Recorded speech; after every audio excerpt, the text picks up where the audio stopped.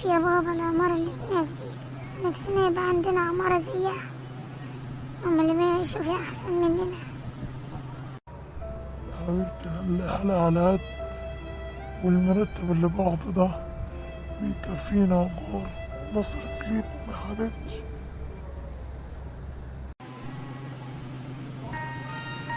طيب يا بابا يعني احنا أقل منهم. أقولك على شغلانة حلوة يا بابا على الوظيفة دي، وأنا من بكرة هشوف شغلانة غير اللي أنا فيها.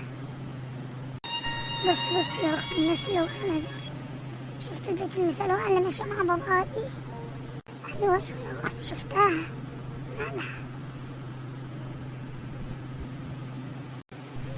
دي مش حلوة خالص يا أختي، بنت مسلوعة كده ورفيعة يا قرف يا عين. صدقني يا أختي خسر فيها باباها ده. يا ريت كان بابانا احنا. بابا قمر وأمور كده. لا يا أختي مش بس أنا ياخدوا بالهم. قلت إيه يا بابا يا حبيبي؟ مش يا أختي نروح، دي بنت فقرية. مز باباها يعني. يلا يا بنتي نروح بس عشان وقت متأخر. ماشي يا بابا اتفضل معايا. ماشي يا بنتي ماشي معاكم، مش هينفع اسيبك تمشي لوحدك. مش هتقومي يا بنتي تعملي لنا اي لقمة ناكلها؟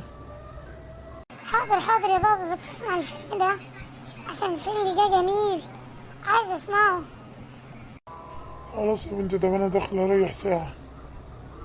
لا يا بابا، تعالى اقعد اتفرج معايا، فيلم جميل، فيلم يضحكك اوي، ده كوميدي. يا بنتي عشان انا تعبان وجاي من الشغل تعبان، هخش اريح ساعة تكون انت جهزت لنا الاكل. ماشي خلاص يا بابا براحتك، اتفضل انت نام وانا هخلص الفيلم واقوم اعمل لك لقمة تاكلها.